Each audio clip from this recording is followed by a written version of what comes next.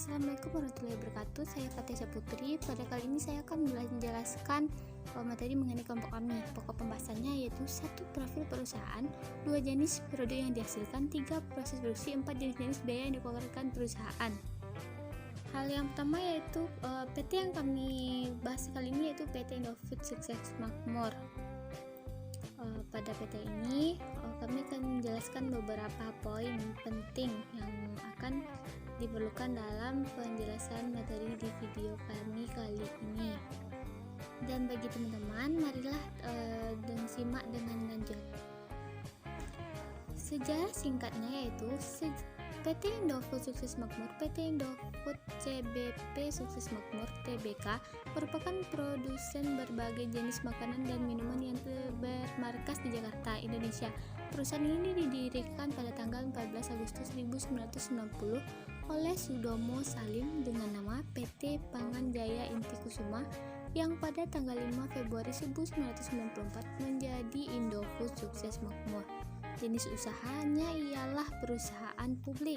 Berdasarkan Akta Pendiri nomor 228 tanggal 14 Agustus 1990 yang diubah dengan Akta nomor 249 tanggal 15 November 1990 dan yang diubah kembali dengan Akta nomor 17 tanggal 20 Juni 1991. Semuanya dibuat di hadapan Beni Kristanto SH Notaris di Jakarta dan telah mendapat persetujuan dari Menteri Kehakiman Republik Indonesia berdasarkan surat keputusan nomor C-2/2015-HT.01.01 tahun 91 tanggal 12 Juli 1991 serta telah didaftarkan di Pengadilan Negeri Jakarta Selatan di bawah nomor 579, 580, 581 tanggal 5 Agustus 1991 dan diumumkan dalam Berita Negara Republik Indonesia nomor 12 tanggal 11 Februari 1992.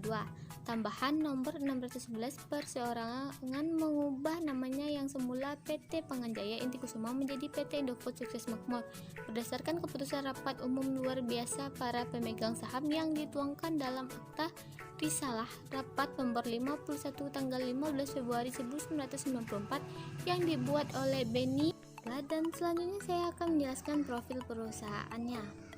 PT Indofood CBP Sukses Makmur Tbk adalah salah satu produsen yang terpercaya sejak tahun 1990 dan terus berkembang sampai saat sekarang. Produknya akan sering Anda temui di toko-toko, minimarket, dan supermarket, bahkan beberapa dari produk ternamanya sudah diekspor di beberapa negara seperti negara Eropa dan negara lainnya. PT Indofood CBP Sukses Makmur Tbk atau lebih sering disebut Indofood, perusahaan produsen produk seperti Indomie, susu Indomilk, atau terigu segitiga biru.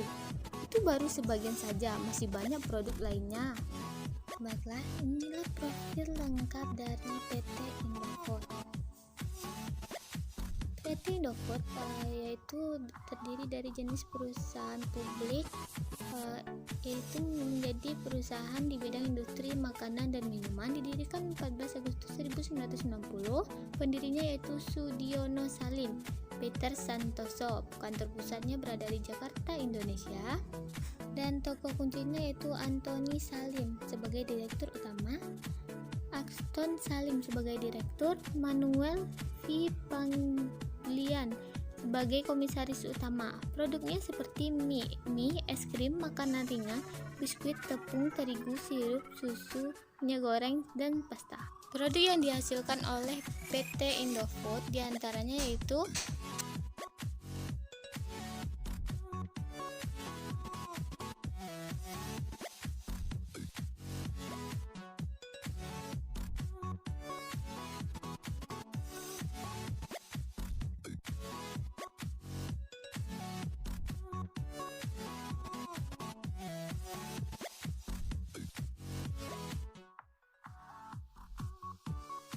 Baiklah, materi selanjutnya akan dilanjutkan oleh rekan saya Lydia Sani. Baiklah, saya akan melanjutkan penjelasan dari rekan saya sebelumnya, yaitu proses produksi.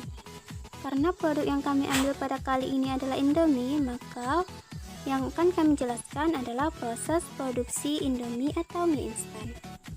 Berikut adalah bagian dari proses produksi Indomie.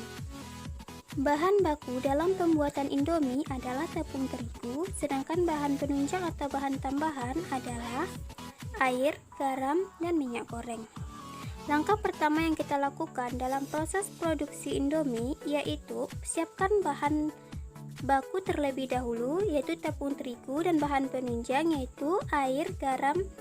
Lalu adukkan atau campurkan ketiga bahan tersebut sampai merata. Untuk mendapatkan adonan yang baik, maka kadar air yang kita gunakan harus berkisar 32-34%. Setelah adonan tersebut merata, maka yang akan kita lakukan adalah tahap pengepresan, yang tujuannya untuk menghaluskan serat-serat gluten dan membuat lembaran adonan pada ketebalan tertentu. Nah, pasta yang dipres tadi sebaiknya tidak bersuhu rendah karena dapat menyebabkan lembaran pasta pecah-pecah dan kasar. Tahapan selanjutnya adalah pembentukan untayan mie. Ini dilakukan pada lembaran adonan yang tadi. Lembaran adonan tersebut dipotong dengan pisau pemotong secara membujur menjadi untayan mie. Kemudian dibentuk bergelombang dengan konveyor gelombang. Selanjutnya adalah tahapan pengukusan, yaitu untayan mie yang bergelombang tersebut dimasukkan ke dalam kotak uap atau melalui proses pematangan. Pada proses ini, mie mengalami perubahan fisik menjadi lebih keras dan kuat. Setelah itu adalah tahapan pemotongan dan pencetakan. Mie yang telah mengeras tadi dipotong dan dibalik ke dalam cetakan. Kemudian, lakukanlah tahap penggorengan, yaitu mie yang telah dicetak tadi digoreng pada suhu 140-150 derajat Celcius selama 60-120 detik agar kadar udara dalam mie berkurang secara sempurna. Selanjutnya adalah tahapan pendinginan.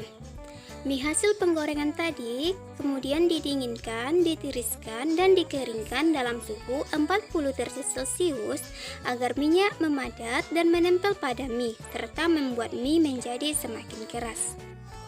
Proses terakhir adalah pengemasan mie dan memasukkan bumbu yang telah dibungkus dalam kemasan dengan menggunakan mesin yang dapat dijalankan dengan cara otomatis. Dalam setiap mesin terdapat orang yang menjaga, memastikan satu bungkus mie tersebut terdapat satu bungkus paket bumbu. Kemudian, mie yang telah dibungkus dimasukkan ke dalam karton dan siap untuk didistribusikan.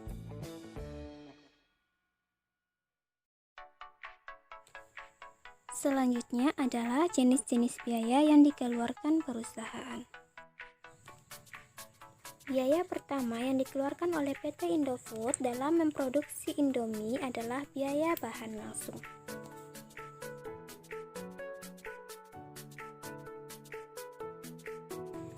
Biaya kedua adalah biaya tenaga kerja langsung. Usaha untuk meningkatkan dan menjaga kapasitas produksi, penentuan waktu kerja dibedakan antara bagian produksi dengan bagian luar kantor dengan 3 jenis jam kerja, yaitu yang pertama adalah waktu lembur. Waktu lembur merupakan waktu kerja tambahan di luar jam kerja yang diberikan kepada para pekerja pada keadaan mendesak atau perintah dari atasan dengan diberikan upah yang sesuai dengan ketentuan perusahaan. Yang kedua adalah shift atau waktu kerja bergilir.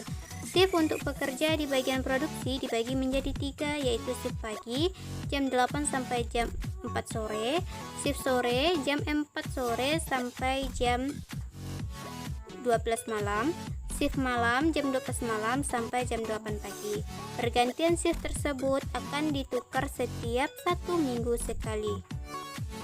Yang ketiga adalah non-shift atau waktu kerja tidak bergilir. Biaya ketiga adalah biaya overhead pabrik.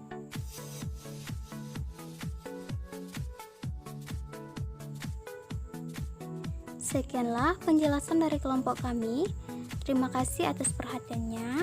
Mohon maaf atas kesalahan-kesalahan. Kami akhiri. Wassalamualaikum warahmatullahi wabarakatuh.